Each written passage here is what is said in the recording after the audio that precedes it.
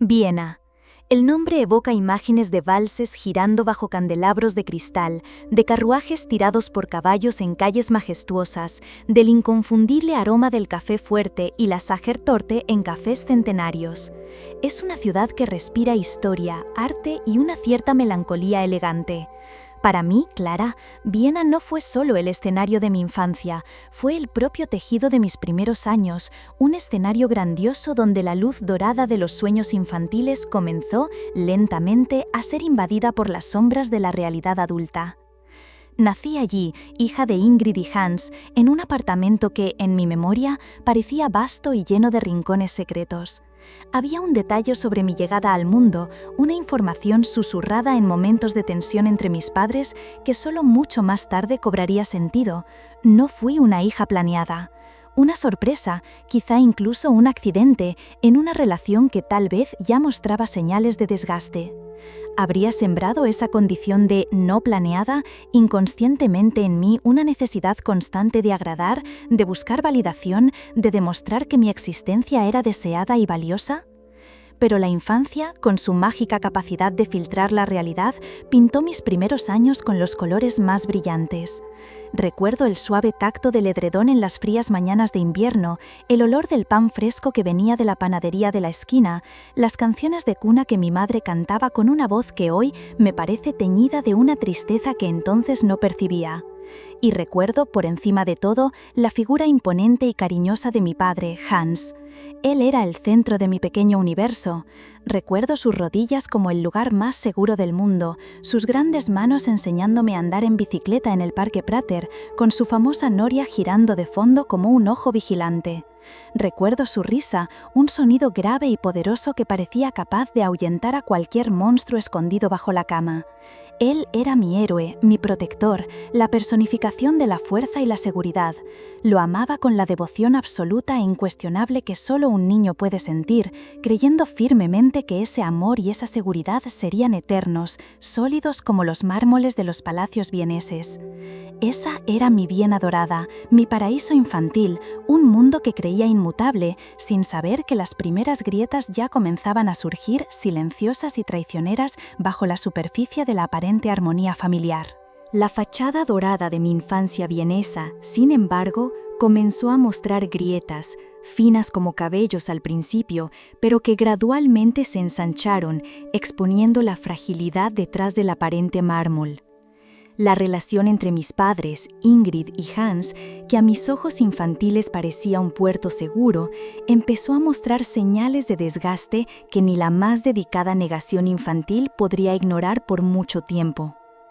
Las discusiones, antes raras y contenidas, se volvieron más frecuentes, irrumpiendo en momentos inesperados, rompiendo la paz doméstica con la violencia de un vidrio hecho trizas. Eran disputas sobre dinero, sobre expectativas no cumplidas, sobre resentimientos antiguos que emergían a la superficie como la lava de un volcán dormido. No comprendía las palabras exactas, la complejidad de las acusaciones intercambiadas en un alemán rápido y tenso, pero entendía perfectamente el lenguaje universal de la rabia, del dolor, de la decepción que tenía sus voces y crispaba sus rostros. Más dolorosos quizás que las discusiones abiertas eran los silencios que se instalaban después. Silencios pesados, cargados de palabras no dichas que flotaban sobre la casa como una nube tóxica. La cena, antes un momento de compartir, se convirtió en un ejercicio de tensión, con tenedores y cuchillos tintineando contra los platos al ritmo incómodo de la indiferencia mutua.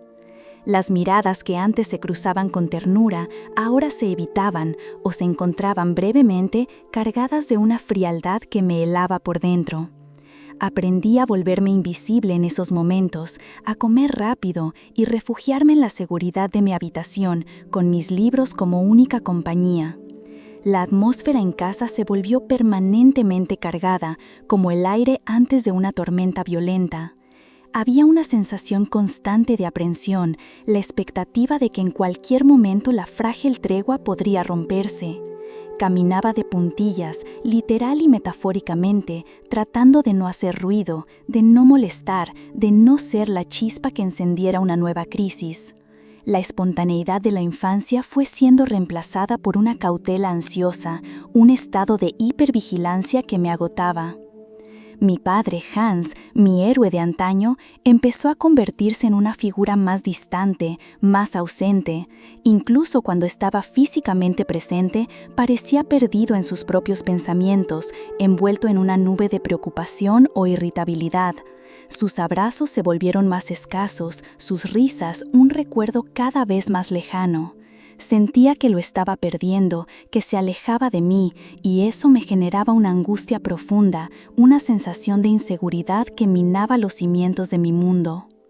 Mi madre, Ingrid, por su parte, parecía cargar con el peso del mundo sobre sus hombros. Su semblante, antes alegre, se volvió marcado por una tristeza resignada. La veía llorar en silencio en la cocina o suspirar profundamente mientras miraba por la ventana, perdida en pensamientos que yo no podía alcanzar. Trataba de animarla con mis dibujos, con historias del colegio, pero mis esfuerzos parecían insuficientes para romper la barrera de melancolía que la envolvía. Aquellas primeras grietas en el mármol de mi familia feliz eran el presagio de un terremoto inminente. La tensión silenciosa, los resentimientos acumulados, la creciente distancia entre mis padres creaban un ambiente insostenible, un escenario preparado para decisiones drásticas y eventos que acelerarían el fin de mi infancia y me lanzarían prematuramente a las aguas turbulentas de la vida, obligándome a encontrar fuerzas que ni siquiera sabía que tenía. En medio de la creciente tensión que asfixiaba nuestro hogar vienés, mis padres, en un acto que mezclaba desesperación y una fe quizás equivocada en el poder redentor de una nueva vida, tomaron una decisión que cambiaría nuevamente la dinámica familiar. Decidieron tener otro hijo. A mis 10 años, edad en la que comenzaba a percibir con mayor claridad los matices sombríos de su relación, la noticia del embarazo de mi madre me fue recibida con una mezcla de confusión y una aprehensión infantil. La lógica detrás de esa decisión, como entendí más tarde, era la frágil esperanza de que un bebé pudiera reavivar la llama apagada del amor, que la inocencia de una nueva vida pudiera servir como puente sobre el abismo de resentimientos que los separaba.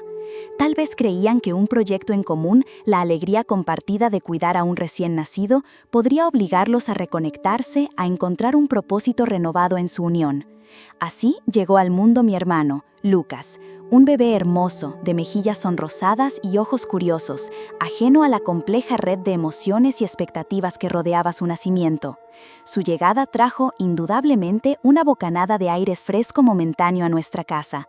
Estaba la agitación de los preparativos, las visitas de parientes, aunque ya menos frecuentes y más formales, los sonidos de un recién nacido rompiendo la tensa monotonía. Por un breve periodo, pareció que la atención se desviaba de los problemas conyugales para centrarse en aquella pequeña vida. Sin embargo, la realidad no tardó en imponerse. Un hijo no es una cura mágica para heridas profundas. Las noches mal dormidas, el llanto constante, las nuevas exigencias económicas y la división desigual de las tareas, pues mi padre seguía emocional y muchas veces físicamente ausente, solo sirvieron para añadir más estrés a un sistema familiar ya sobrecargado. La esperanza de que Lucas fuera el pegamento que uniría a mis padres resultó ser una ilusión. Las discusiones no cesaron. Quizás solo cambiaron de foco, incorporando ahora la crianza del bebé como un nuevo punto de fricción. La distancia entre Ingrid y Hans pareció profundizarse aún más. Mi madre, ahora dividida entre cuidar a un recién nacido, lidiar con la indiferencia de su esposo y tratar de mantener la casa en funcionamiento, mostraba señales crecientes de agotamiento físico y emocional. Mi padre, por su parte, parecía usar la llegada del nuevo hijo como otra excusa para ausentarse, alegando que necesitaba trabajar más para mantener a la familia agrandada, pero en realidad buscando refugio fuera de aquel ambiente opresivo. Para mí, la llegada de Lucas significó más responsabilidades. Con 10 años, empecé a ayudar a cuidar a mi hermanito, cambiando pañales, dándole el biberón, tratando de calmarlo cuando mi madre estaba demasiado exhausta. Sentí el peso de mi infancia desvanecerse aún más rápidamente, sustituido por una madurez precoz e indeseada. Observaba a mis padres con una claridad dolorosa, dándome cuenta de que el intento de salvar el matrimonio había fracasado miserablemente. La crisis no solo persistía, sino que se profundizaba, haciendo del ambiente doméstico un lugar aún más inestable y preparando el terreno para el siguiente acto dramático que sellaría el destino de nuestra familia: la noticia de otro embarazo en circunstancias aún más insólitas y la partida definitiva que seguiría. Los años que siguieron a la llegada de Lucas no trajeron la reconciliación esperada, sino la consolidación de un estado de guerra fría dentro de las paredes de nuestro apartamento vienés. A los 14 años, yo ya era una veterana en el arte de navegar por aquel campo minado emocional. Mis padres, Ingrid y Hans, habían abandonado cualquier pretensión de ser una pareja. Vivían como dos extraños hostiles obligados a compartir el mismo espacio, cada uno atrincherado en su propio cuarto, en su propio mundo de resentimiento y silencio. La comunicación se reducía al mínimo indispensable, generalmente a través de notas secas dejadas en la mesa de la cocina o mensajes transmitidos por mí o por Lucas, que a pesar de su corta edad, también percibía la tensión en el ambiente. Las comidas se hacían en horarios distintos o en un silencio tan denso que se podía oír el rechinar de los cubiertos en el plato. El aire estaba cargado de una hostilidad pasiva, de miradas que se evitaban, de suspiros de impaciencia. Era un ambiente asfixiante, desprovisto de cualquier calor o afecto genuino. Yo me sentía atrapada entre dos fuegos cruzados, intentando desesperadamente mantener una neutralidad que me agotaba.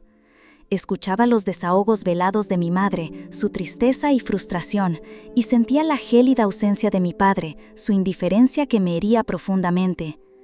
Me sentía responsable de mantener una apariencia de normalidad para Lucas, de protegerlo de aquella atmósfera tóxica, aunque yo misma me estuviera ahogando en ella. Fue en ese escenario ya bizarro y disfuncional que llegó la noticia más surrealista de todas. Mi madre estaba embarazada otra vez. Embarazada de mi hermana, Sophie. A los 14 años, tratando de lidiar con mis propias turbulencias adolescentes, la idea de otro bebé en aquella casa, en esas circunstancias, me parecía una pesadilla, una broma de mal gusto del destino. ¿Cómo era posible? Mis padres apenas se hablaban, vivían en cuartos separados, en pie de guerra. La concepción de Sophie se convirtió en un misterio incómodo, un tabú del que nadie se atrevía a hablar abiertamente, pero que alimentaba aún más la sensación de absurdo e inestabilidad. El embarazo de mi madre transcurrió en medio de esa tensión extrema. Hans se mostró aún más distante, casi como si la noticia no tuviera nada que ver con él. Su indiferencia era palpable, su ausencia casi constante. Mi madre, por su parte, llevó aquel embarazo con una mezcla de resignación y una tristeza profunda, como si supiera que aquella nueva vida, en lugar de traer alegría, sería el catalizador del desenlace inevitable de aquella relación fallida. Yo lo observaba todo con una mezcla de miedo, rabia y una impotencia abrumadora. Sentía pena por mi madre, resentimiento hacia mi padre y una ansiedad creciente por el futuro incierto que nos esperaba.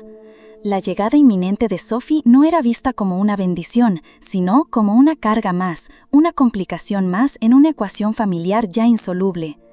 La guerra fría doméstica alcanzaba su punto máximo, y el nacimiento de mi hermana menor sería la chispa que finalmente detonaría la bomba de tiempo de la partida definitiva de Hans, lanzándonos a un nuevo y aún más desafiante capítulo de supervivencia. Sophie no llegó al mundo como un rayo de sol en medio de la tormenta, sino como una pequeña y frágil vela encendida en pleno vendaval. Su nacimiento, en lugar de traer alivio o una tregua en la guerra fría doméstica, pareció apenas subrayar la disfuncionalidad y la tristeza que impregnaban nuestro hogar. Mi madre, Ingrid, la recibió con un amor innegable, pero teñido por un agotamiento profundo y por la sombra de la depresión que ya la rondaba.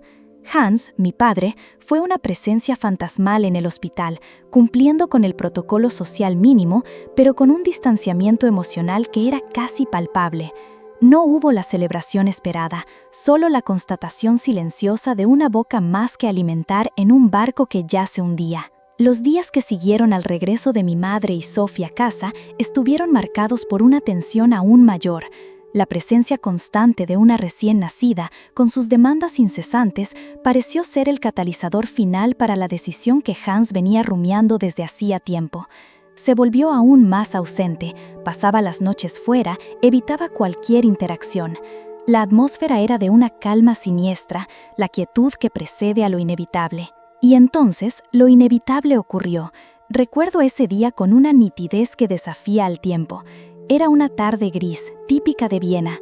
Yo había llegado de la escuela y ayudaba a mi madre con Sophie mientras Lucas jugaba en silencio en el suelo. Hans llegó, entró en su habitación sin decir una palabra y poco después salió arrastrando una maleta.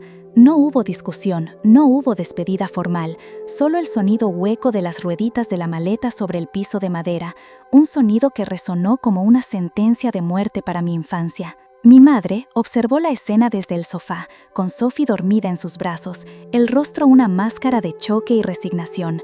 Yo quedé paralizada en el pasillo, el corazón latiendo descontroladamente en el pecho, una mezcla de pánico y una extraña sensación de alivio por el fin, al fin, de aquella lenta agonía. Él abrió la puerta, vaciló por un instante, lanzó una mirada rápida e indescifrable hacia atrás y salió. El clic de la puerta al cerrarse reverberó por toda la casa, un sonido definitivo, final, que selló nuestro destino.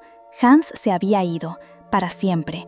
A los 14 años, con una madre emocionalmente devastada, un hermano pequeño y una hermana recién nacida, me vi huérfana de padre, no por la muerte, sino por el abandono. El dolor fue punzante, un agujero negro abriéndose en mi pecho. Pero, superpuesto al dolor, vino la culpa, esa compañera cruel. ¿Será que yo podría haber hecho algo? ¿Será que fuimos una carga demasiado pesada?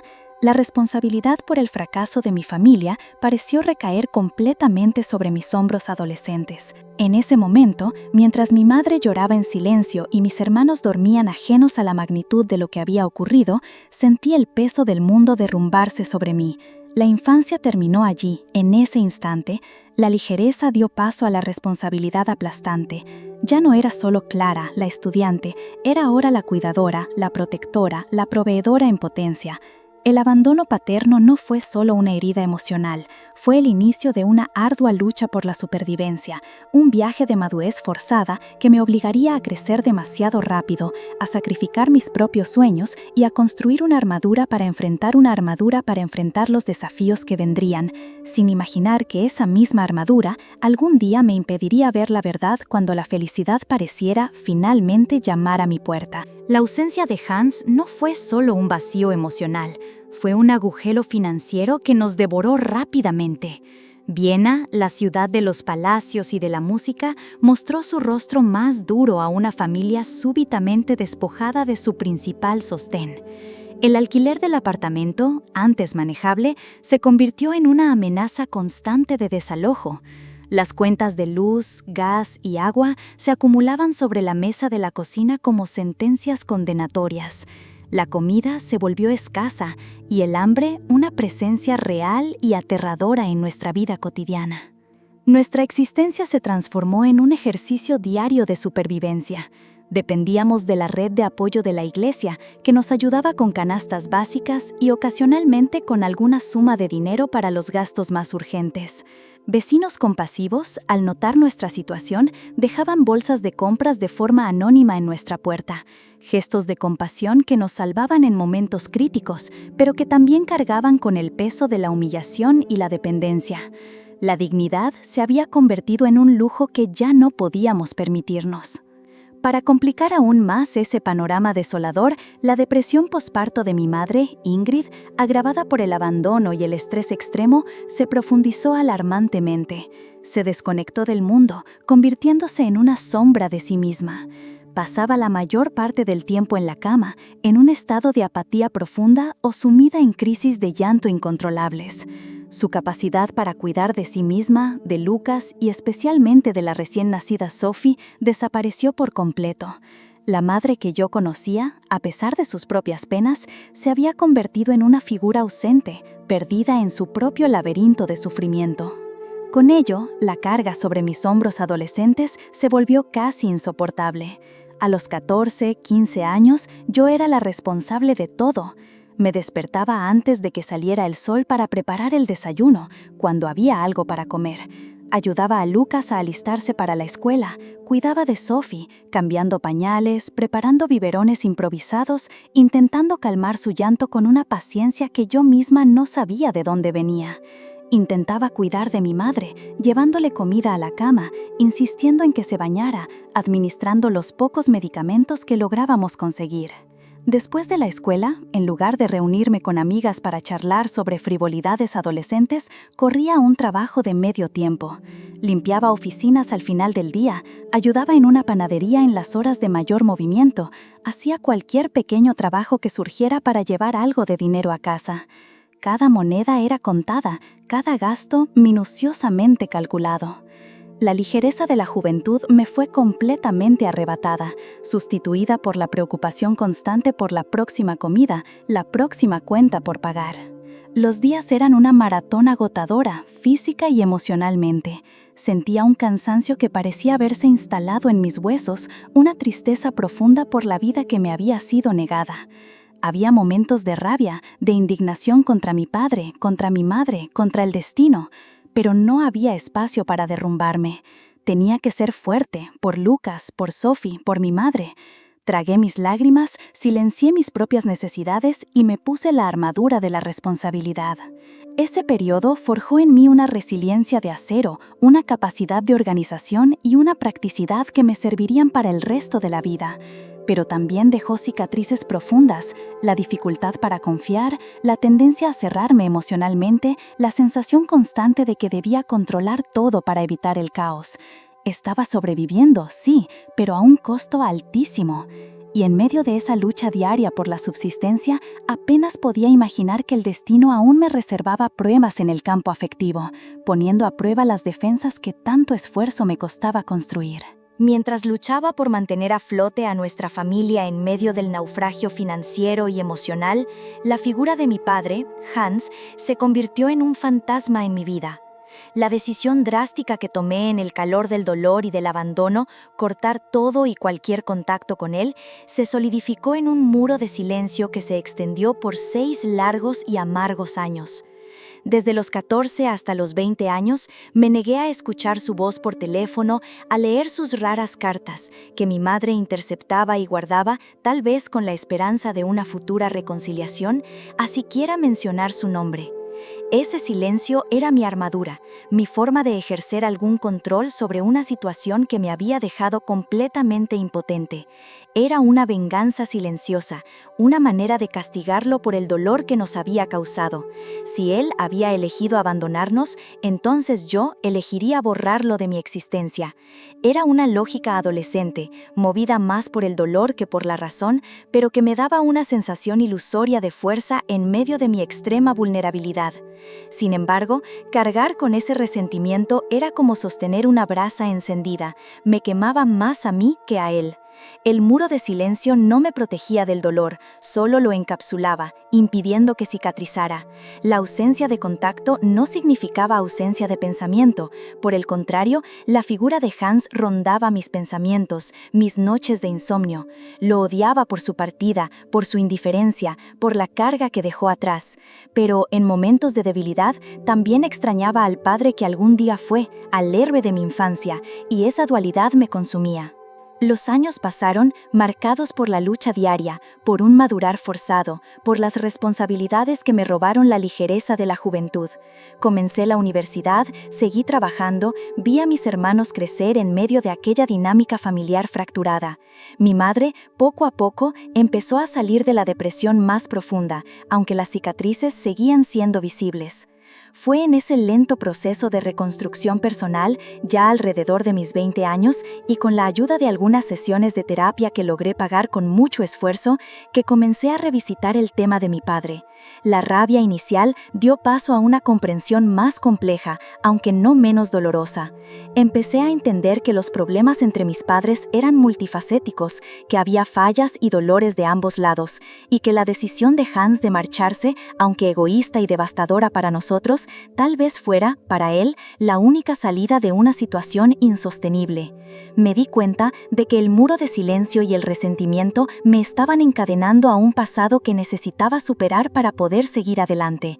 El perdón comenzó a dibujarse no como un acto de absolución para él, sino como un acto de liberación para mí. Perdonar no significaba olvidar, justificar o restablecer los lazos como si nada hubiera pasado. Significaba soltar la brasa, dejar de alimentar el rencor que me envenenaba. Fue un proceso lento, gradual, lleno de idas y vueltas, pero finalmente lo logré. Perdoné a mi padre, no por él, sino por mí. Sentí como si me quitaran un enorme peso de los hombros, como si pudiera respirar con más libertad por primera vez en 6 años. Ese perdón tardío abrió una pequeña rendija en mi armadura, permitiendo que entrara un rayo de luz. Sentí que tal vez estaba lista para empezar a escribir mi propia historia, más allá de las heridas del pasado. Sin embargo, esta nueva vulnerabilidad, esa pequeña abertura en mis defensas, coincidiría con la entrada en escena de nuevas figuras y experiencias que pondrían a prueba los límites de mi recién adquirida paz interior, especialmente en el traicionero terreno del corazón. Justo cuando comenzaba a surgir una frágil sensación de control sobre mi vida, después del doloroso proceso de perdonar a mi padre y aceptar las responsabilidades que me habían sido impuestas, el destino decidió poner a prueba mis defensas de una manera completamente nueva e inesperada. A los 15 años, en medio de la rutina extenuante de estudios, trabajo y cuidados familiares, mi corazón, hasta entonces dormido y protegido por capas de dolor y desconfianza, fue despertado por una figura que apareció como un oasis en mi desierto emocional: Marcus. Lo conocí en la iglesia, ese espacio que paradójicamente se convertiría en escenario tanto de consuelo espiritual como de amargas decepciones terrenales. Marcus era significativamente mayor, un detalle que en lugar de alertarme, ejerció un peligroso encanto sobre mi mente adolescente. Su edad parecía conferirle un aura de madurez, de estabilidad, de conocimiento del mundo, todo lo que faltaba en mi propia vida caótica y en la figura paterna ausente. Era encantador de una forma fácil, casi profesional. Sabía cómo sonreír, cómo halagar, cómo hacer que una chica se sintiera el centro de atención. Sus palabras eran dulces, envolventes, y yo, necesitada de cualquier tipo de afecto o validación masculina, las absorbía como un viajero sediento encuentra agua. Me enamoré con la intensidad desesperada de quien nunca había conocido algo parecido. Él representaba una fuga de mi gris realidad, una promesa de romance y normalidad que veía en las películas y leía en los libros, pero que me parecía inalcanzable. Me entregué a esa relación con una rapidez y una ingenuidad alarmantes, ignorando las pocas señales de advertencia que mi intuición, aún inexperta, intentaba enviarme. Para mí, Marcus era la prueba de que la felicidad era posible, de que yo también merecía ser amada y deseada. Fueron solo 3 meses. Un verano fugaz, lleno de encuentros secretos, manos entrelazadas en la oscuridad, conversaciones telefónicas que se prolongaban hasta la madrugada, cuando lograba robarme algunos momentos de privacidad. Él me hacía sentir viva, especial, como si la dureza de mi vida cotidiana no existía cuando estaba a su lado. Proyecté en él todos mis anhelos, todas mis esperanzas de un futuro distinto. Pero la ilusión, por más dulce que sea, tiene fecha de caducidad.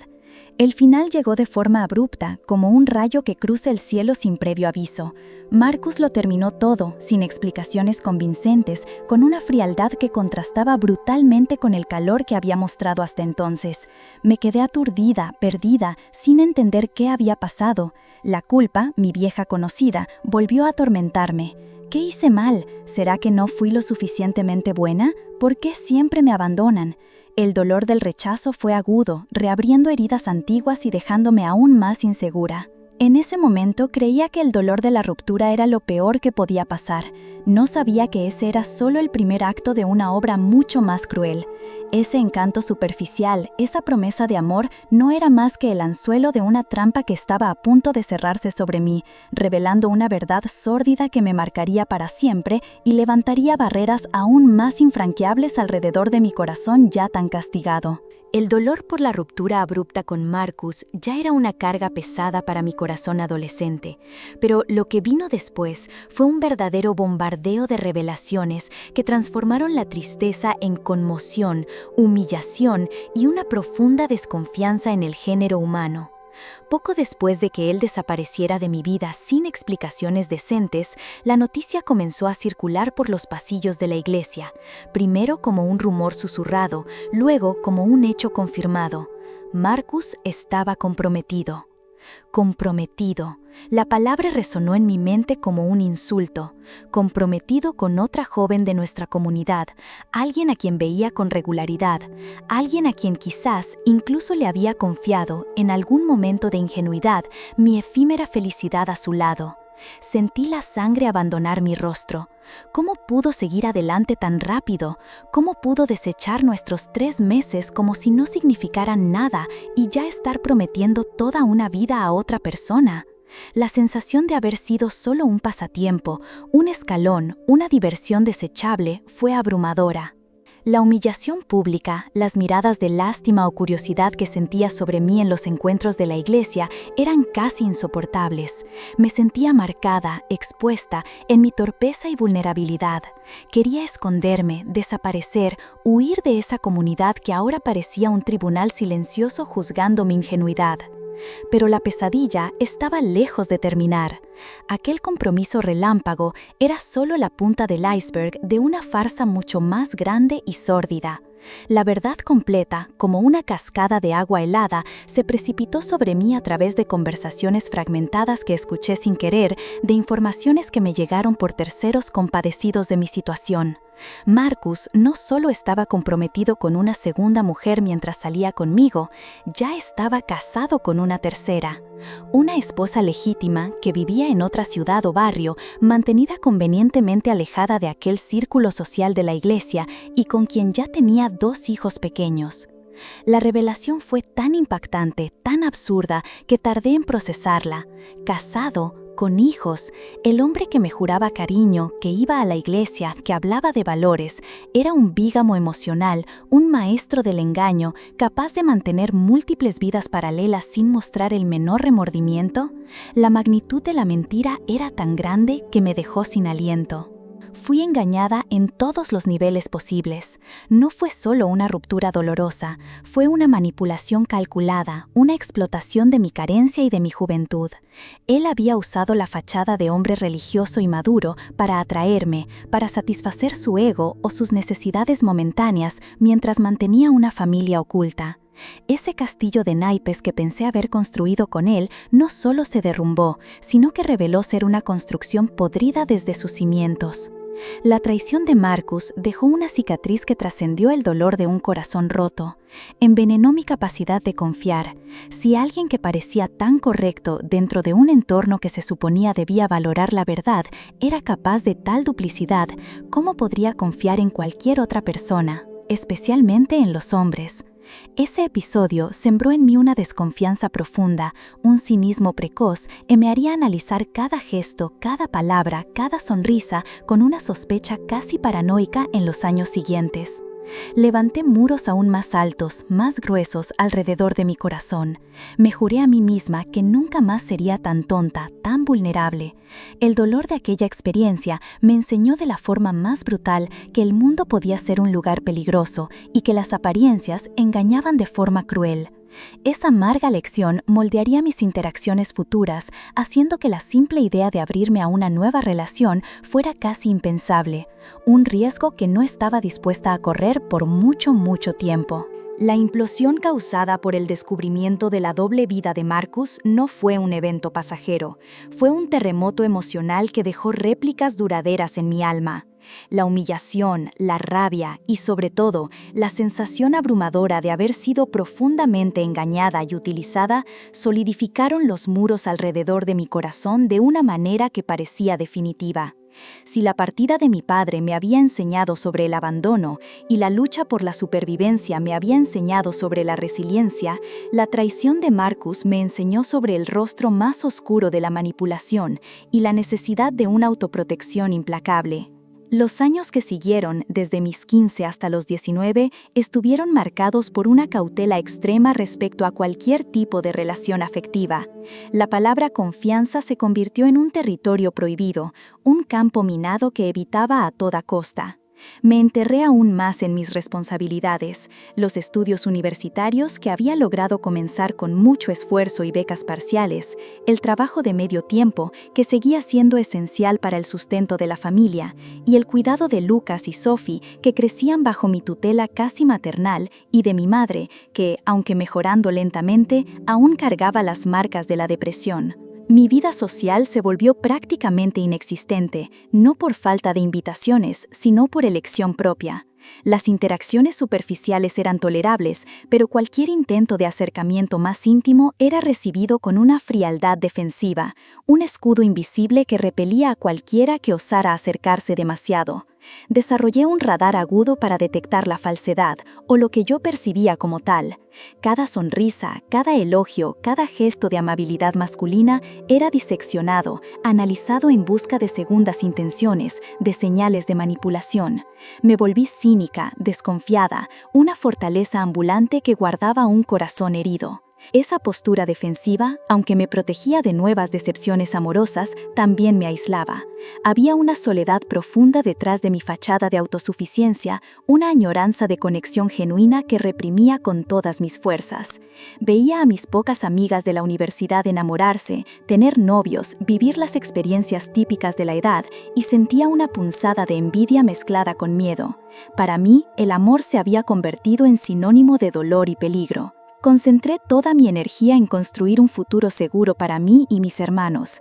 Quería ser financieramente independiente, tener mi propia carrera, asegurarme de que nunca más dependeríamos de la buena voluntad ajena ni de la inestabilidad de un hombre. Los estudios se convirtieron en mi refugio, en mi proyecto de vida. La idea de un intercambio, de conocer otros lugares, otras culturas, comenzó a tomar forma como un objetivo concreto, una forma de ampliar mis horizontes y tal vez dejar atrás las sombras del pasado vienés. Esos 4 años fueron un periodo de introspección forzada, de curación lenta y silenciosa de las heridas más evidentes, pero también de solidificación de mecanismos de defensa que se volverían parte intrínseca de mi personalidad. Estaba construyendo mi fortaleza interior, ladrillo por ladrillo, con el mortero del dolor y la desconfianza. Estaba decidida a no volver a ser víctima, a no volver a bajar la guardia. Poco sabía yo que esa misma fortaleza, construida para protegerme, sería también el mayor obstáculo cuando, inesperadamente, una luz diferente, una amabilidad sin pretensiones en la figura de Florian, comenzara a intentar encontrar una rendija en esos muros impenetrables. Fue en ese estado de ánimo, atrincherada en mi fortaleza de autoprotección y enfocada en mis objetivos pragmáticos de estudio e independencia, que el destino, o quizás solo el azar, puso a Florian en mi camino. A los 19 años, buscando una mínima interacción social que no involucrara solo las obligaciones familiares o académicas, comencé a asistir a un grupo de jóvenes adultos vinculado a la iglesia que mi madre frecuentaba esporádicamente. Mis expectativas eran bajas, no buscaba amistades profundas, mucho menos algún tipo de vínculo romántico. La iglesia era, para mí, más un espacio de observación social, un lugar para sentir alguna conexión con la comunidad sin tener que exponerme demasiado. Fue allí, entre cánticos, oraciones y discusiones teológicas que seguía con un distanciamiento escéptico, donde noté a Florian por primera vez. Él no destacaba entre la multitud. No poseía la belleza clásica ni el carisma magnético que suelen atraer miradas inmediatas. Era un chico de apariencia común, con un aire un poco torpe y una sonrisa tímida. Si lo comparaba con Marcus, el contraste era evidente. Marcus era pulido, encantador, consciente del efecto que causaba. Florian parecía auténtico, sin pretensiones, real. Al principio apenas intercambiamos palabras, mantenía mi postura reservada, observando más que interactuando. Pero poco a poco, algo en Florian comenzó a llamar mi atención. Era su gentileza genuina, no solo conmigo, sino con todos a su alrededor. La forma respetuosa en que escuchaba las opiniones ajenas, incluso las divergentes. Su sentido del humor ligero, que no dependía de la ironía o el sarcasmo, sino de una alegría simple y contagiosa. Había una calma en su presencia, una ausencia de artificios que comenzó a intrigar la fortaleza desconfiada en la que me había convertido. Nuestra interacción empezó de manera casual, casi accidental. comentarios sobre el estudio bíblico, preguntas sobre la universidad, pequeñas gentilezas intercambiadas después de las reuniones. Florian no era invasivo, no presionaba. Parecía percibir mis barreras y respetarlas, acercándose con una cautela que, paradójicamente, comenzó a desarmarme. No intentaba impresionarme, no hacía promesas grandiosas, no mostraba una fachada de perfección. Lentamente, casi sin darme cuenta, comenzó a formarse una amistad. Descubrimos afinidades inesperadas, compartimos gustos musicales, reímos de las mismas bromas tontas. Las conversaciones se hicieron más largas, más profundas. Empecé a sentirme cómoda para compartir fragmentos de mi vida, mis frustraciones, mis miedos, cosas que no confiaba a nadie más. Y Florian escuchaba con atención genuina, sin juzgar, ofreciendo un hombro amigo y palabras de aliento que sonaban sinceras. Se convirtió en mi confidente, mi refugio inesperado. Con él podía quitarme la armadura pesada que usaba a diario y ser solo Clara, la joven cansada que soñaba con un futuro mejor. Él conoció mis cicatrices, mis inseguridades, y no se alejó. Por el contrario, su presencia constante y su apoyo inquebrantable comenzaron a representar una forma de seguridad que no había experimentado desde la más tierna infancia. Sin embargo, esa creciente cercanía encendió una alarma roja en mi mente hipervigilante. La línea delgada entre la amistad segura y el territorio peligroso del romance comenzó a hacerse visible, y el pánico se instaló. Florian era diferente de Marcus, sí, pero ¿realmente sería confiable? ¿O sería solo una versión más sutil de la misma trampa? ¿La luz que irradiaba era real o solo otra ilusión a punto de apagarse, dejándome de nuevo en la oscuridad? La amistad con Florian se convirtió en el punto más luminoso de mi rutina gris, un bálsamo para las heridas que cargaba. Sin embargo, a medida que la conexión se profundizaba, la línea entre la comodidad de la amistad y el territorio desconocido y aterrador de un sentimiento más profundo comenzó a desvanecerse, lanzándome a un torbellino de conflictos internos. Por un lado, estaba Clara, que anhelaba amor, compañía, a alguien con quien finalmente pudiera bajar la guardia y compartir el peso del mundo. Esa Clara veía en Florian la personificación de la gentileza, la estabilidad y la fe, cualidades que valoraba por encima de todo. La forma en que él la trataba con respeto, su paciencia, su apoyo incondicional, todo eso alimentaba una esperanza tímida de que, tal vez, él fuera diferente. Quizás, con él, sería seguro amar de nuevo. Por otro lado, sin embargo, estaba la Clara marcada a fuego por las cicatrices del pasado.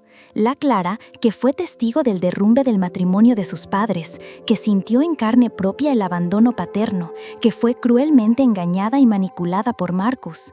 Esa Clara estaba gobernada por el miedo a confiar y ser traicionada de nuevo, el miedo a entregar su corazón y verlo hecho pedazos una vez más, el miedo a que la fachada amable de Florian escondiera, como la de Marcus, secretos oscuros e intenciones dudosas.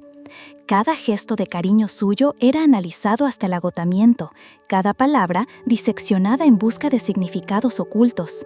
La fortaleza que había construido alrededor de mi corazón parecía impenetrable.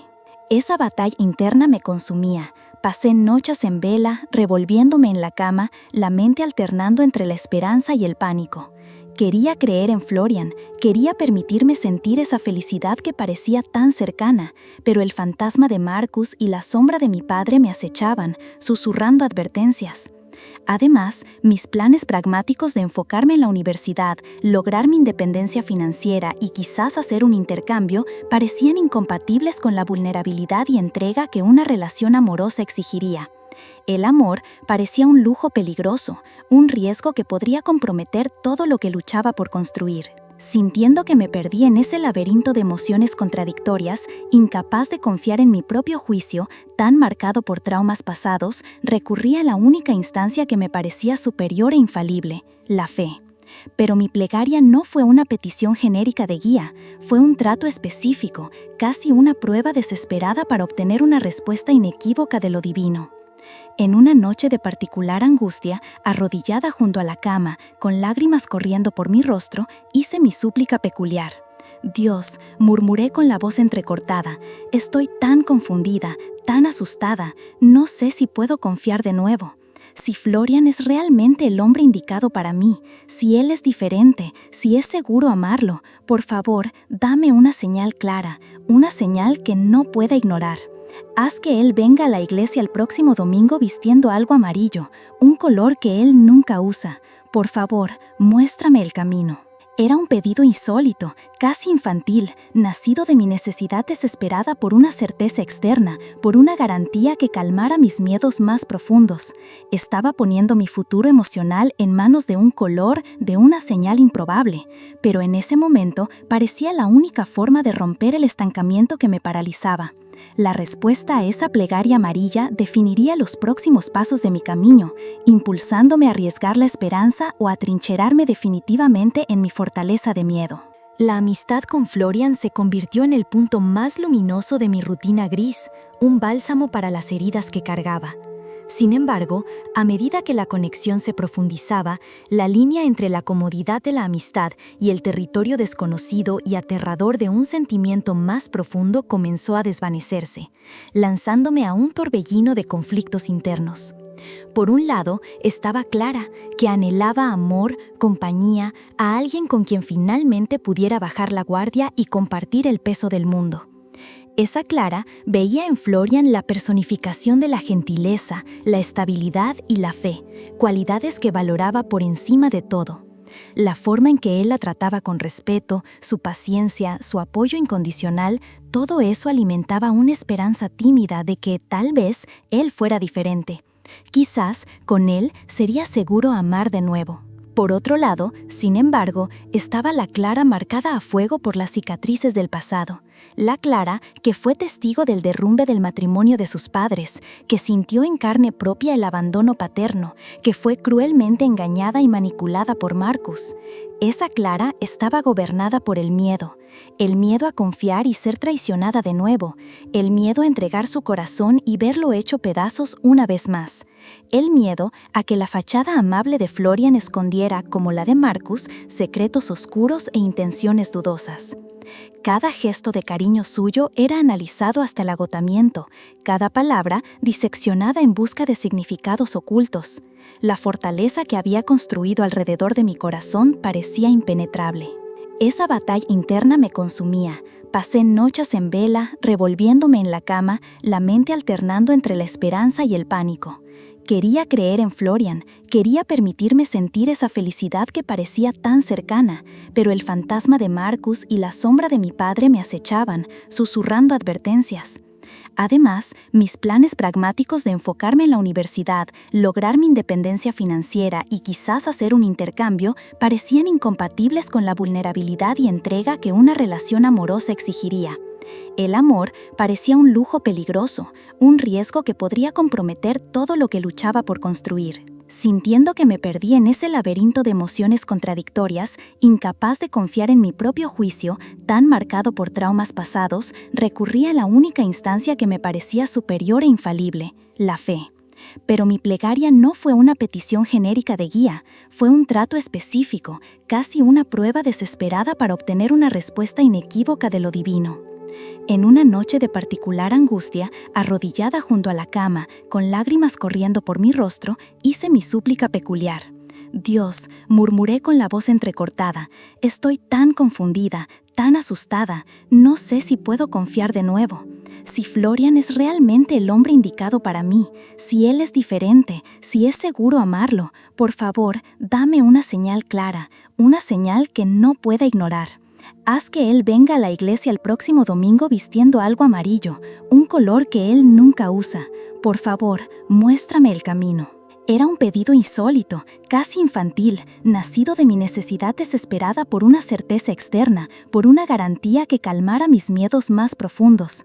Estaba poniendo mi futuro emocional en manos de un color, de una señal improbable, pero en ese momento parecía la única forma de romper el estancamiento que me paralizaba. La respuesta a esa plegaria amarilla definiría los próximos pasos de mi camino, impulsándome a arriesgar la esperanza o a trincherarme definitivamente en mi fortaleza de miedo. El sí que le di a Florian marcó el inicio de un periodo que, en un contraste marcado con los años oscuros que lo precedieron, pareció una larga y soleada primavera. Durante 3 años nuestro noviazgo floreció, regado por lo que más valoraba: respeto, compañerismo, estabilidad y una fe compartida que parecía ser el suelo fértil donde nuestro amor echaba raíces profundas. Florian era la personificación de la constancia y el apoyo. Celebraba mis logros académicos con un entusiasmo genuino, me ayudaba a estudiar para exámenes difíciles, escuchaba pacientemente mis ansiedades sobre el futuro. Parecía realmente comprometido con mi bienestar y mi crecimiento personal. A cambio, yo me esforzaba por ser la pareja ideal, apoyándolo en sus desafíos profesionales, escuchando sus planes y ofreciéndole mi aliento.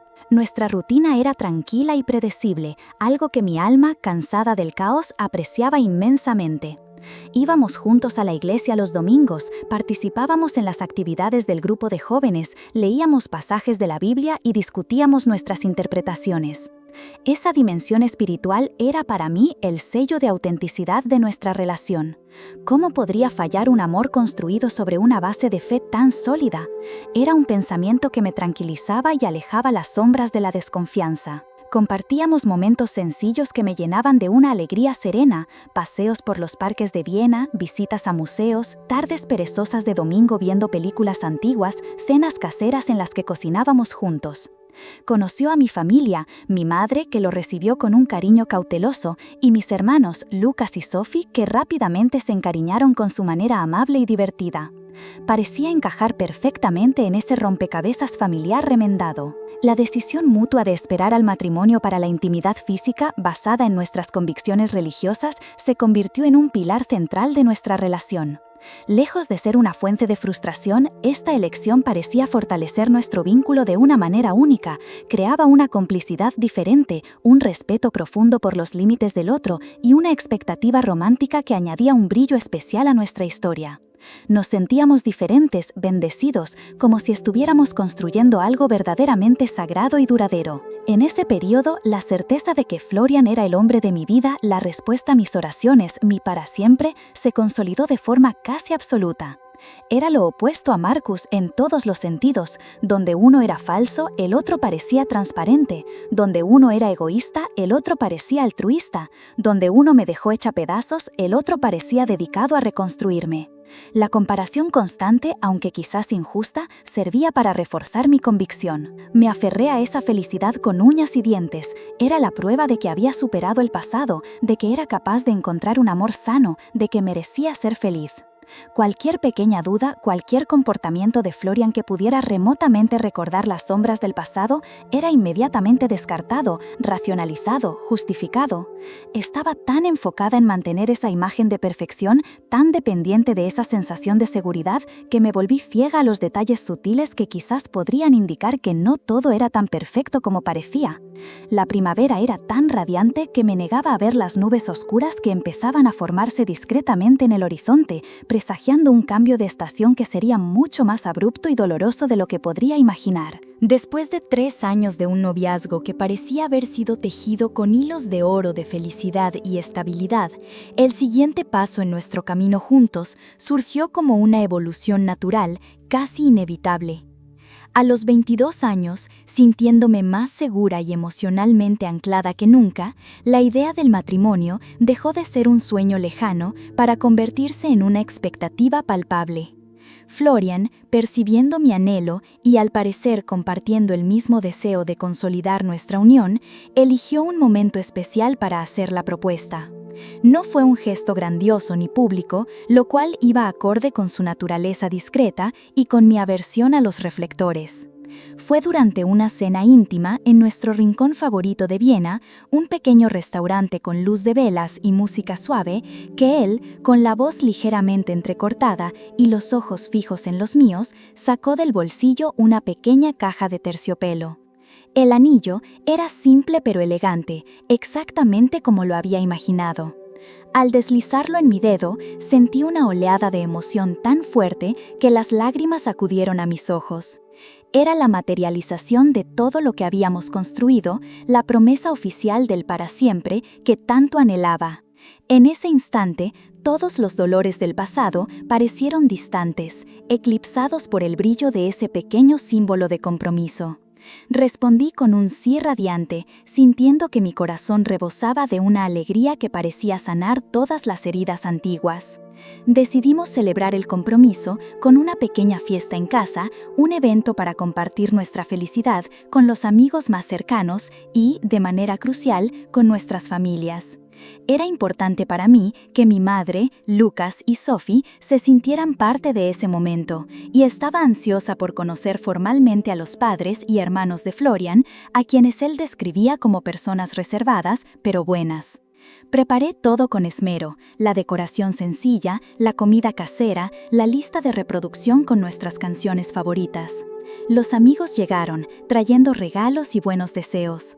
Mi madre estaba presente, con una sonrisa genuina a pesar de su habitual melancolía. Lucas y Sophie, ya más crecidos, aportaban una energía infantil y alegre al ambiente. Todo estaba perfecto, excepto por un detalle que comenzó a incomodarme a medida que pasaban las horas. La familia de Florian no llegaba. Lo llamé discretamente, preguntando si había noticias. Parecía tenso, esquivo, dijo que debían estar atrapados en el tráfico, que quizás había surgido un imprevisto. Pero las horas pasaron, la fiesta empezó a vaciarse y ningún miembro de su familia apareció ni dio alguna explicación. La ausencia era estridente, inexplicable. ¿Qué tipo de imprevisto impediría que los padres y hermanos asistieran al compromiso de su hijo o hermano? ¿Por qué no llamaron, no enviaron un mensaje? Florian intentó restarle importancia a la situación, diciendo que hablaría con ellos más tarde, que debía haber habido un gran malentendido. Pero su lenguaje corporal, su visible tensión, contradecían sus palabras tranquilizadoras. Sentí un nudo formarse en mi estómago. Esa ausencia no era normal. Era una señal extraña, una pieza que no encajaba en el rompecabezas de la familia aparentemente común que él describía. A pesar de la alegría contagiosa de los amigos y de mi propia felicidad por el compromiso, esa ausencia inexplicada arrojó la primera sombra real sobre nuestra historia perfecta. Fue la primera vez que sentí una disonancia clara entre la imagen que tenía de Florian y su vida y la realidad que se presentaba. Intenté apartar el sentimiento incómodo, atribuyéndolo a mi propia desconfianza residual, pero la semilla de la duda había sido replantada, justamente en el día que debía ser de pura celebración. Aquella ausencia sería solo el preludio de una revelación aún más perturbadora sobre la dinámica familiar de Florian y los secretos que él guardaba. La fiesta de compromiso terminó con un sabor agridulce. La alegría por la oficialización de mi compromiso con Florian estaba presente, innegable, pero la ausencia inexplicada de su familia flotaba como una nube incómoda, un signo de interrogación que mi mente, a pesar de mis esfuerzos, no lograba ignorar por completo. En los días siguientes, intenté abordar el tema con Florian de manera delicada, buscando una explicación que tuviera sentido, que calmara la pequeña inquietud que comenzaba a brotar en mi pecho. Sus respuestas, sin embargo, fueron consistentemente vagas y evasivas. Repetía la historia de compromisos inesperados, malentendidos en la comunicación, problemas de salud de última hora de algún pariente lejano. Las excusas parecían ensayadas, poco convincentes, y cambiaba de tema rápidamente cada vez que intentaba profundizar en la cuestión. Había una clara reticencia a hablar del tema, una barrera que él levantaba sutilmente pero de manera eficaz. El golpe más perturbador, sin embargo, llegó algunos días después, en un momento de aparente relajación. Estábamos recordando la fiesta, los amigos que asistieron, los momentos divertidos. Fue entonces cuando Florian, con un tono sombrío que desentonaba completamente con la conversación, soltó la frase que me helaría el alma. Para ser sincero, Clara, ese día fue pésimo para mí. ¿Pésimo? La palabra resonó en mis oídos, cargada de un peso inexplicable. ¿Cómo podía el día en que nos comprometimos, el día que debía marcar el punto culminante de nuestra felicidad compartida, haber sido pésimo para él? Sentí un escalofrío. Insistí, esta vez con más firmeza. ¿Pésimo? ¿Por qué, Florian? ¿Qué pasó? Pareció sorprendido por mi insistencia. Tartamudeó, desvió la mirada, intentó minimizar la declaración. Atribuyó el sentimiento al estrés de los preparativos, a la decepción por la ausencia de sus padres, al cansancio acumulado. Pero había algo en su expresión, una sombra en sus ojos, que me decía que la razón era más profunda, más compleja. estaba ocultando algo. Ese comentario no era solo un desahogo por la ausencia familiar, era un reflejo de un conflicto interno, de una verdad oculta que él no quería o no podía revelar. En ese momento tuve una elección.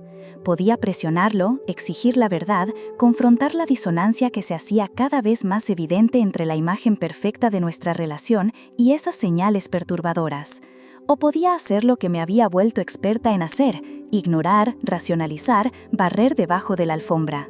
Elegí la segunda opción.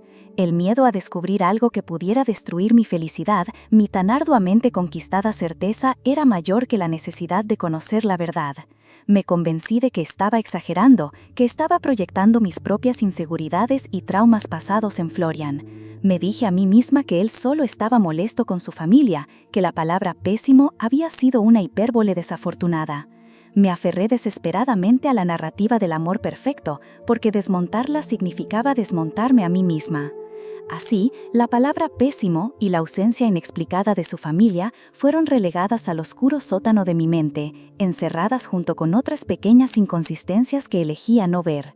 Continué enfocada en los preparativos de la boda, en la construcción de nuestro futuro idílico, ignorando las alarmas que sonaban cada vez más fuerte, aunque amortiguadas por mi propia negación.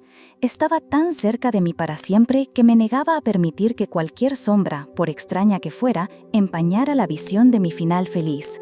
Poco sabía yo que en realidad caminaba con los ojos vendados hacia el precipicio. 4 años. Un compromiso que se prolongó durante 4 largos años. Visto desde fuera, podría parecer un tiempo excesivo, una señal de vacilación o de problemas subyacentes, pero para mí, inmersa en mi burbuja de felicidad y en la ansiedad por concretar mi sueño de una boda perfecta, esos 4 años fueron un periodo de intensa actividad y, paradójicamente, de profundización en mi propia negación. Justificábamos la larga espera con motivos pragmáticos. Necesitábamos ahorrar dinero para dar la entrada de un apartamento, queríamos planear cada detalle de la ceremonia y la fiesta sin prisas, deseábamos fortalecer aún más nuestra base como pareja antes del paso definitivo. Eran razones válidas, sin duda, pero hoy me doy cuenta de que ese extenso tiempo también sirvió a otro propósito, mucho más oscuro. Le dio a Florian el espacio y la oportunidad para consolidar su vida doble, perfeccionar su actuación, asegurarse de que los cabos sueltos de su farsa estuvieran bien atados. Yo, por mi parte, me sumergí de lleno en los preparativos de la boda. Cada elección, desde el vestido hasta las invitaciones, desde las flores hasta la música, era hecha con un cuidado meticuloso, casi obsesivo. Aquella boda no era solo una fiesta, era la materialización de mi victoria sobre el pasado, la prueba irrefutable de que había encontrado mi lugar seguro, mi para siempre. Cada detalle debía ser perfecto, pues reflejaba la perfección en la que necesitaba creer que existía en nuestra relación. Durante esos 4 años, las señales de advertencia que surgieron durante el compromiso fueron convenientemente olvidadas o reinterpretadas. La ausencia de su familia, eran personas muy reservadas, con problemas de salud crónicos, dificultades de movilidad. Las excusas que Florian ofrecía y que yo aceptaba sin cuestionar se convirtieron en mi verdad. El comentario sobre un día terrible solo fue estrés, cansancio, una frase desafortunada dicha en un momento de tensión. Me convertí en una experta en crear narrativas que sostuvieran mi ilusión. Hubo momentos, sí, en que una sombra de duda se cernía, una llamada misteriosa que Florian atendía con apuro, un viaje de trabajo sin explicación, una irritabilidad súbita y desproporcionada, pero rápidamente apartaba esos pensamientos incómodos. Atribuía todo a la presión del trabajo, a mis propias inseguridades, a cualquier cosa que no amenazara la imagen del hombre perfecto y de la relación ideal que yo había construido. Mi necesidad de creer en esa certeza era tan visceral que me cegaba ante la realidad. Estaba tan enfocada en la meta final, el altar, el sí, la vida feliz para siempre, que ignoraba los obstáculos y las señales de peligro en el camino. La felicidad era una droga potente y yo estaba enganchada a la sensación de seguridad y pertenencia que Florian me proporcionaba, aunque fuera una seguridad ilusoria. Así, los 4 años de compromiso transcurrieron en una mezcla de planificación febril, felicidad aparente y una negación cuidadosamente cultivada. Estaba construyendo mi castillo de sueños sobre un terreno que me negaba a inspeccionar, ignorando los temblores sutiles que indicaban su inestabilidad.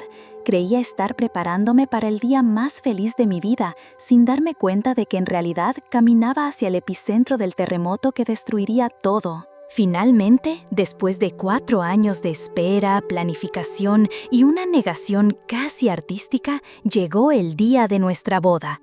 Recuerdo haber abierto los ojos esa mañana y ser bañada por una luz dorada que entraba por la ventana, un presagio celestial que interpreté como la bendición divina para nuestra unión. Sentí una euforia burbujeante, una felicidad tan intensa que parecía hacer levitar mi cuerpo. Era el día con el que había soñado, el día que redimiría todos los dolores del pasado, el inicio oficial de mi felices para siempre. Los preparativos fueron un torbellino de emociones. El vestido blanco, que había elegido con tanto cuidado, parecía aún más hermoso. El maquillaje, el peinado, cada detalle era un paso hacia la concreción de ese sueño largamente acariciado. Mi madre, aunque con su habitual expresión melancólica, tenía un brillo en los ojos que no veía desde hacía años. Lucas y Sophie, ya adolescentes, compartían mi emoción de una manera más contenida, pero genuina. La energía en el pequeño apartamento era de celebración y esperanza. Caminar hacia el altar de aquella iglesia vienesa, la misma donde tantas veces busqué consuelo y donde conocí a Florian, fue como flotar en una nube. Los rostros sonrientes de los amigos, el sonido del órgano tocando la marcha nupcial, todo contribuía a una atmósfera de cuento de hadas. Y allí estaba él, Florian, esperándome en el altar. En ese momento, bajo la suave luz que entraba por las vidrieras, me pareció la personificación de la bondad, la seguridad, el amor verdadero. Su sonrisa, en ese instante, disipó cualquier rastro de duda que pudiera haber sobrevivido en algún rincón oscuro de mi mente. Los votos que intercambiamos estaban cargados de una emoción que parecía absolutamente sincera. Sus palabras, prometiendo amor, respeto y fidelidad hasta que la muerte nos separe, resonaron en mis oídos como la melodía más hermosa. Respondí con la voz entrecortada por las lágrimas de felicidad, entregando mi corazón, mi vida, mi futuro en sus manos, con la certeza absoluta de que estaba tomando la decisión correcta. Las alianzas, símbolo de nuestro compromiso eterno, se deslizaron en nuestros dedos, sellando el pacto. Allí, frente al pastor, los amigos, mi familia y la notable pero en ese momento irrelevante ausencia de la suya, mi certeza alcanzó su cenit. Era inquebrantable, incuestionable. Había superado todo: el abandono, la pobreza, la traición, la desconfianza. Había encontrado mi puerto seguro, mi alma gemela, el hombre que Dios había preparado para mí. Aquella boda era la prueba definitiva de mi resiliencia y de la bondad del destino, que por fin me sonreía. La fiesta que siguió fue una celebración de esa certeza. Bailé, reí, abracé a mis seres queridos, sintiéndome la mujer más feliz y afortunada del mundo. Cada brindis, cada palabra de felicitación reforzaba mi convicción. Había llegado a la cima de la montaña, al ápice de mi recorrido. Ese era mi final feliz. Pero, incluso en el apogeo de aquella felicidad deslumbrante, hubo un instante fugaz, casi imperceptible, una mirada distante de Florian durante la fiesta, una tensión en sus hombros que no concordaba con la alegría del momento. Fue un destello, rápidamente sustituido por una sonrisa forzada cuando notó mi mirada. En ese momento lo ignoré. Lo catalogué como cansancio, nerviosismo natural del novio. Una vez más, elegí la negación. Poco sabía yo que ese era el último atisbo de calma antes de la tormenta más devastadora de mi vida, la quietud que precede al colapso total del altar de mi ilusión. Finalmente, después de 4 años de espera, planificación y una negación casi artística, llegó el día de nuestra boda. Recuerdo haber abierto los ojos esa mañana y ser bañada por una luz dorada que entraba por la ventana, un presagio celestial que interpreté como la bendición divina para nuestra unión. Sentí una euforia burbujeante, una felicidad tan intensa que parecía hacer levitar mi cuerpo. Era el día con el que había soñado, el día que redimiría todos los dolores del pasado, el inicio oficial de mi felices para siempre. Los preparativos fueron un torbellino de emociones. El vestido blanco que había elegido con tanto cuidado parecía aún más hermoso. El maquillaje, el peinado, cada detalle era un paso hacia la concreción de ese sueño largamente acariciado. Mi madre, aunque con su habitual expresión melancólica, tenía un brillo en los ojos que no veía desde hacía años. Lucas y Sophie, ya adolescentes, compartían mi emoción de una manera más contenida, pero genuina. La energía en el pequeño apartamento era de celebración y esperanza. Caminar hacia el altar de aquella iglesia vienesa, la misma donde tantas veces busqué consuelo y donde conocí a Florian, fue como flotar en una nube.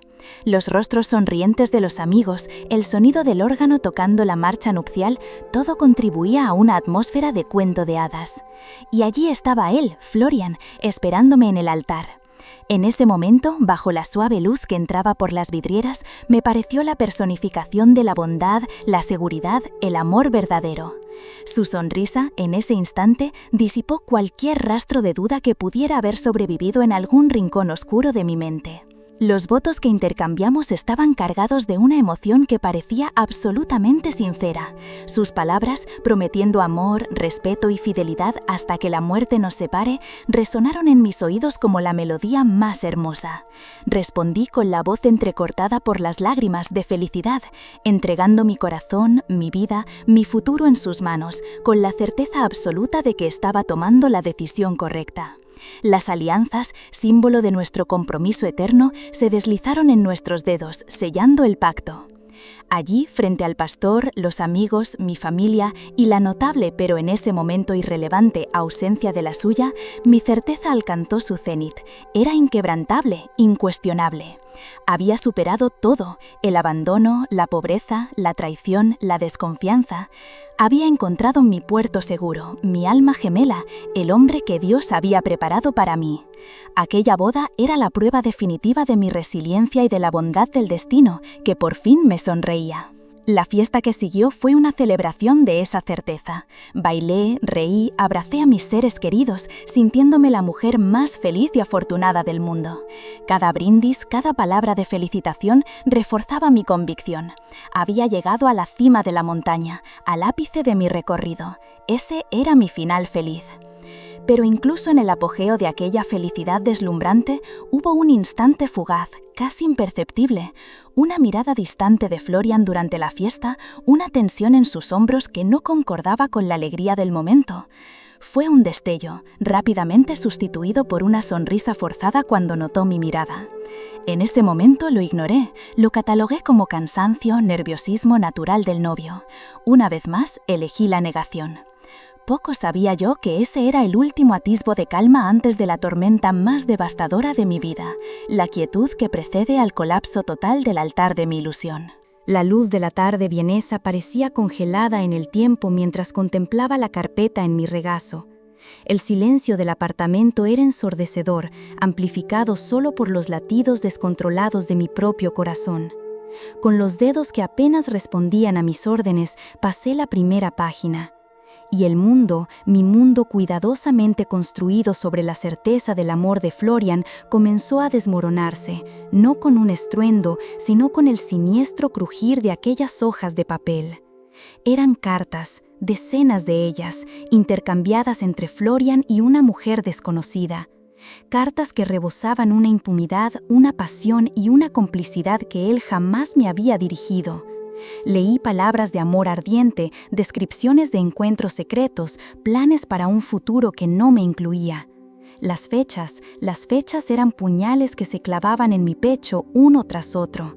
Cubrían todo el periodo de nuestra relación, desde los primeros meses de aparente inocencia. Continuaban durante los 4 largos años de nuestro compromiso, mientras él me miraba a los ojos y hablaba sobre nuestra casa, nuestros hijos, nuestro para siempre. Pero había más, fotos de ellos juntos, sonriendo en cafés encantadores, abrazados en paisajes que él había dicho haber visitado solo por trabajo, miradas cargadas de una complicidad que me revolvía el estómago. Extractos bancarios detallando gastos que no coincidían con nuestra vida austera, regalos caros para ella, cenas en restaurantes sofisticados, fines de semana en hoteles románticos. Una doble vida, meticulosamente financiada y oculta bajo la fachada del hombre sencillo y devoto. Y entonces el golpe final, el documento que transformó el dolor punzante en un abismo de horror absoluto. Un acta de nacimiento, un niño, hijo de él, con la otra mujer, nacido durante el 3er año de nuestro compromiso, mientras yo elegía mi vestido de novia, mientras enviábamos las invitaciones, mientras contaba los días para nuestra boda, él se había convertido en padre de un hijo que no era mío, fruto de una traición continua y descarada. Me faltó el aire, sentí que el suelo desaparecía, que las paredes del apartamento giraban, la náusea subió por mi garganta.